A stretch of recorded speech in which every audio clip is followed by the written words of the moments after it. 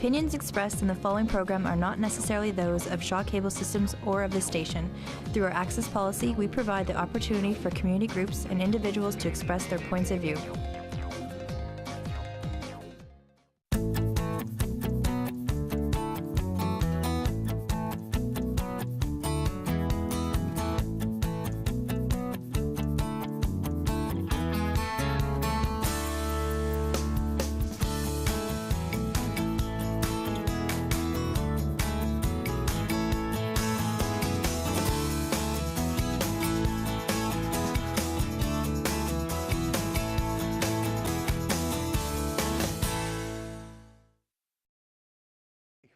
And here we are at the Gallery on Main, by many names, because it's evolving.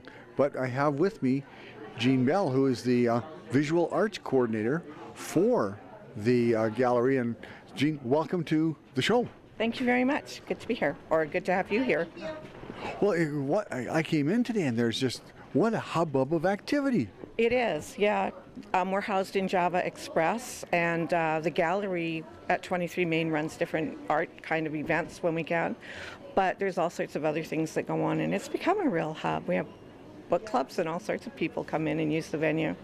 Well, I know there's a lot of meetings going on around us. You know, people come in and they enjoy a nice leisurely cup of whatever, and also they get to share the fellowship and the buzzing of different conversations. And the comfiness of the chairs and couches. And that, yeah, the whole thing is designed to make you feel comfortable and homey.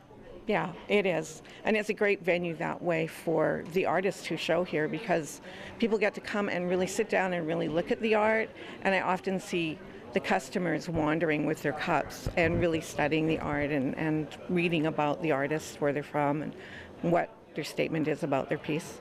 And there's a relatively new display up right now of works, and they're like southwestern Saskatchewan seems to be the theme in this. So tell us a bit more about it. Well, we were really flattered to be contacted by the East End Arts Council. They put down a call to artists for a theme under the living sky, Visions of East End, and they had about 150 pieces submitted, and OSAC, the Organization of Saskatchewan Art Councils, adjudicated it, and the 25 selected winning pieces are part of a touring show, and they called to ask if we could launch them on their tour this year from here. And that's really exciting for us as a retail venue in a cafe to have a show of, of this caliber come in. It's been exciting for us. And I was looking at them before we came on, and I imagine that Christian will be looking at some of the pieces as we're talking. But I was looking at there's some fairly nice pieces of work and interesting prices. One, I have to tell you, I don't know if people will see, but they have to maybe come down and check this out. One is priced at $3,380. I don't know where that number came from, but it's just like, that's interesting. It is. Pricing art is something that artists deal with. It's quite a conundrum at times, but it's all different. This is their second touring show, and I know a lot of the pieces, as they tour the province, do get selected by collectors who want to have something of such rich Saskatchewan content. It's fairly significant. And I noticed, we were looking at some of the pieces you were explaining, and there's one about humanity and health and the elements, and you were explaining, well, the clay symbolizes this in certain areas of Saskatchewan. It takes a lot of the provincial and of our geographical aspects to our province, and puts them into a setting where we might, and they go, how it all ties together. Of course, there's the obligatory abandoned buildings, on prairie farms, which have in themselves a great character and a nice ambience. And as you walk by it or you look at the picture, you think you can hear the kids running around in the yard and things like that. Yeah, the traditional-looking Saskatchewan pictures really do speak to an awful lot of people. And in winter, when they come in and they look at a prairie scene that's summer or fall, Yeah, you can see them really enjoying it and relating to it.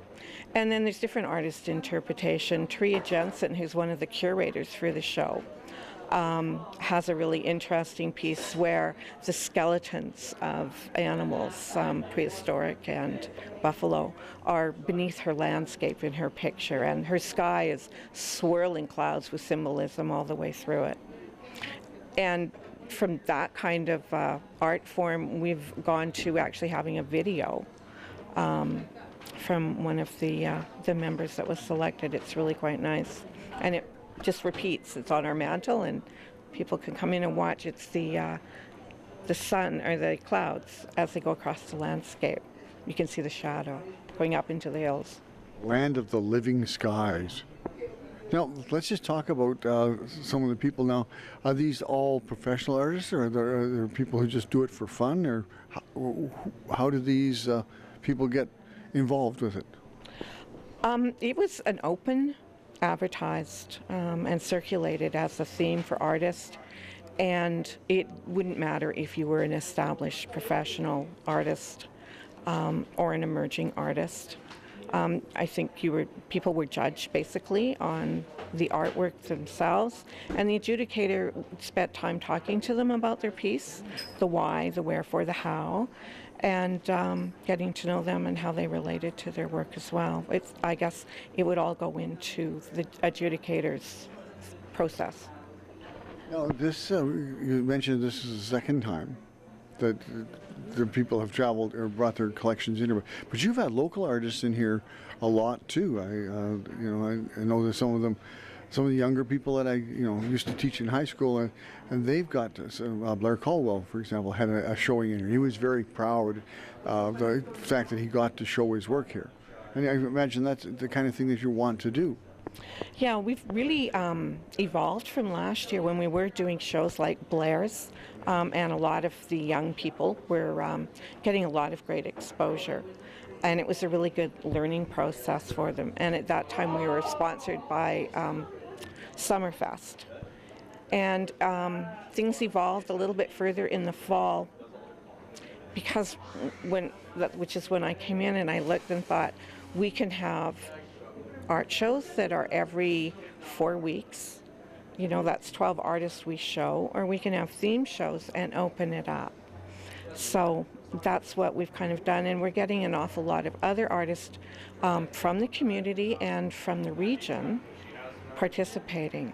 Generally, we would like to stick to our region, but the opportunity of having an adjudicated show and making that connection, it brings in and attracts the notice of other art organizations and art groups. And the cafe. Tell me about the cafe. Well, I've been calling it the Cafe Series, CAFE, which is Culture and Arts Fundraising Exhibition. And the work is sold with a consignment fee deducted. And part of that goes towards culture and arts programming in the community. And so we have this here now. What's coming up? What other kind of things can people look forward to after they come down here and get the taste of wanting to see it? Yeah. Soak it up. Well, it's going to be really packed in the next couple of weeks. We have a bunch of different things happening. The Mortlach teacher, Corey Sash, has a group of students from the South Saskatchewan School District. And they're giving voice to issues that are relevant to them, focused right now, I think, around the theme of safe house. And they're going to be